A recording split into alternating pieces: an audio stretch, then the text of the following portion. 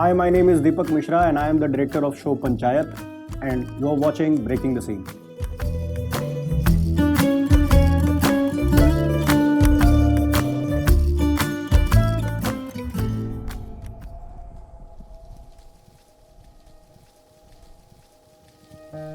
आपने पूरे climax sequence को कैसे प्लान किया?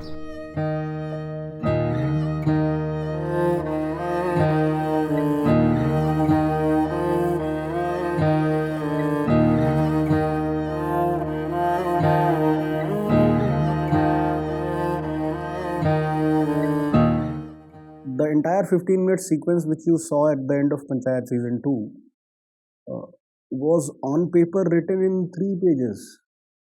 तो ये एक ऐसा सीन था जिसको मैं पेपर पे भी पढ़ के काफ़ी उलझन में था कि इसको कैसे सिनेमैटिकली दिखाया जाए। सब कुछ विजुअल ट्रीटमेंट था। वो एक मोमेंट बहुत बड़ा मोमेंट होता है किसी भी गांव के लिए जब वहाँ पे किसी शहीद की बॉडी आती है। Whenever it happens to them, it is a very proud moment for them. मेरा हमेशा से मन था कि we should shoot that entire travel that happens और कैसे in these cases somebody passing away becomes a public event, a political event rather than an individual loss, and how the family copes up with that problem. तो वो पूरा मुझे showcase करना था visually, तो उसको वैसे से ही स्ट्रक्चर किया हुआ था। सोचा हुआ था कि we will do a narration juxtaposing of the reporter, then later on the montage part that happened, but it was too long.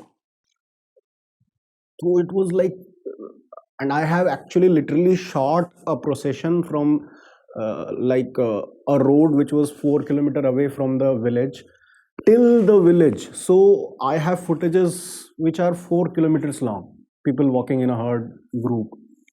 But if you are designing a montage kind of climax, you can never be sure. You can never be sure about how much angles you have. You can be sure about 2 or 3 moments or incidents. So this entire structure was further broken down into 6 or 7 different parts, and it was shot as funeral part A, part B, part C, part D, part E, part F. इसकी structuring I think one of the most difficult task था और one of the most in fact exciting task भी था मेरे लिए। काफ़ी ऐसा लग रहा था कि मतलब आखिरी 15 मिनट में 4 डायलॉग हैं, कैसे पुल होगा। बट थैंकफुली इतना सब कुछ था उस पर्टिकुलर प्रोसेशन में, from a media involvement to army involvement to a गाँव to personal losses to everything, कि वो पूरा पूरा हो गया। आपने स्क्रिप्ट से स्क्रीन तक के सफर को कैसे देखा? ये जो हमारे 5-6 प्राइमरी कैरेक्टर्स हैं, सीजन 1 में 5 थे, 2 में 6 हैं, तो उनका जो मेजर ट्रेनिंग था वो शायद सीजन 1 में एक लेवल तक हो चला था। So Faizal Malik didn't use to be a professional actor per se. He used to be a producer, but all of a sudden he started acting, and now he has done something which has blown the minds of multiple peoples across the country. तो मैंने उनको वही समझाया यार कि देखो, मेरे को वैसा लगता है कि बहुत कम ऐसी चीज़ें होती हैं जो आदमी माँ के पेट से सीख के आता है। ज़्यादातर चीज़ें यहाँ मेहनत करके सीखी जा सकती हैं, तो एक्टिंग भी उसमें से है।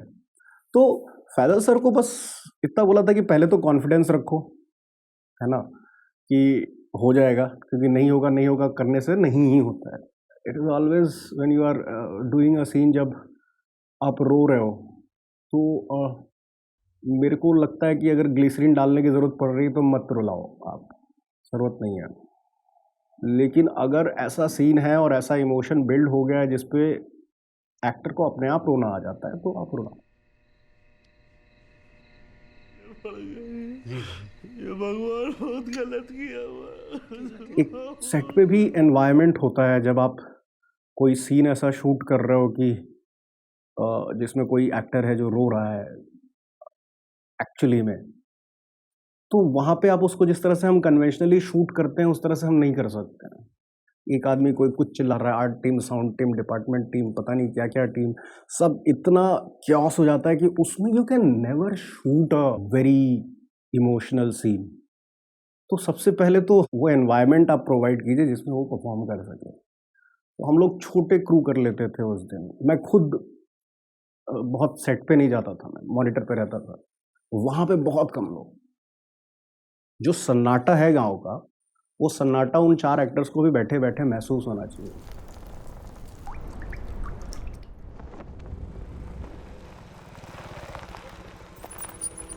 और सबको बस यही मेजर कमांड था कि सब ये मान के चलो कि आज ही सबके घर में कोई ना कोई डेथ हुई है।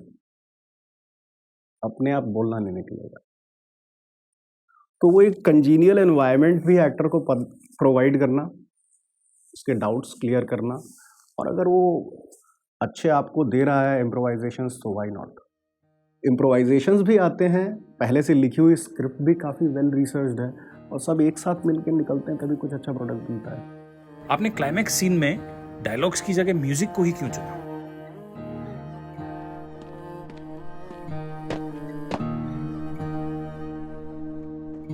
पतझड़ क्यों ले आए, मन का लम्हा आए, रूखी डाली सा है, खाली खाली सा है, खाली खाली सा है, खाली खाली सा है, खाली खाली सा है। वो एक OST पे, साउंड ट्रैक पे जाता हुआ तो दिख नहीं रहा था। मुझे लगा था कि यहाँ पे of course we will need a song जो जिसमें अच्छे लिरिक्स भी हों और लिरिक्स रेलेवेंट हों हमारे इस सिचुएशन से। तो वही फिर अनुराग जो हमारे म्यूज़िक डायरेक्टर हैं और अविनाश जो लिरिक्स राइटर है, बताया मैंने उनको कि ये इस तरह का सॉन्ग है। 2-3 रेफरेंसेस हम लोगों ने देखे।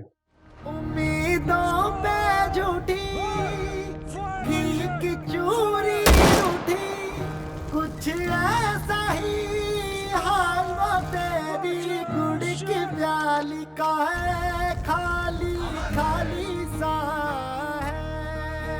ये गाना आया तो वो इतना सेट हुआ इस पूरे सीक्वेंस पे कि we thought that yes this is the song that we were looking for.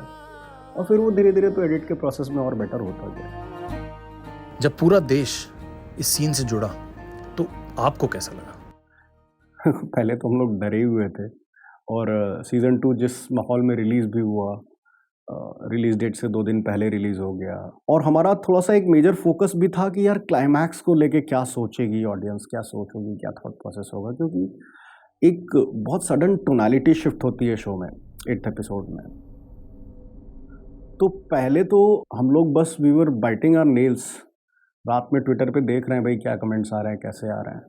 जब अगला दिन आ गया, अगले दिन रात हो गई, तब मैं समझा है क्योंकि people have very fairly accepted it, और in fact not only accepted it, लोगों ने तो मतलब बहुत ही इमोशनल बातें उस सीन्स को लेके, सिर्फ उस सीन को लेके ही आई थिंक पता नहीं कहाँ छोटे छोटे गाँवों से बड़े बड़े व्हाट्सएप मैसेजेस आते हैं मुझे, जो पता नहीं कहाँ से नंबर निकालते हैं लोग, and they share experiences where people have their family members in the army who have martyred their lives, and to a person who is working as a BDO in some district, to a person from all age groups, from all generations, सब हर जगह से किसी ना किसी को कुछ ना कुछ रिलेट कर गया। और फिर वो मतलब क्लाइमैक्स उस पूरा जो बिल्ड हुआ था उसको बहुत अच्छे से कवर कर लेता है पूरा। जिस तरह का रिस्पांस था क्लाइमैक्स को लेके, मेरे लिए अनबिलीवेबल हो गया था। लोग गेम ऑफ थ्रोन्स से कंपेयर कर रहे हैं और पता नहीं किसको कंपेयर कर रहे हैं। मैंने कहा भाई ये सब मत करो, लेकिन अच्छा लगा तो लोगों को अच्छा लगा तो मुझे भी काफ़ी अच्छा लगा था। तो वही है यार, फिर एंड में what I told my writer कि शिद्दत से दिखाओ तो लोग पत्थर को भी भगवान मान लेते हैं, वही चीज़ है।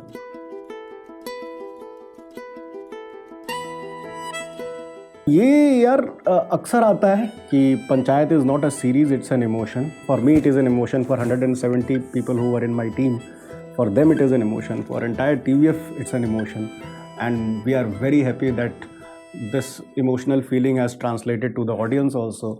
ये होता है हमारे गाँव देहात, सुख भले ही किसी एक को हो, दुख सबका साझा होता है।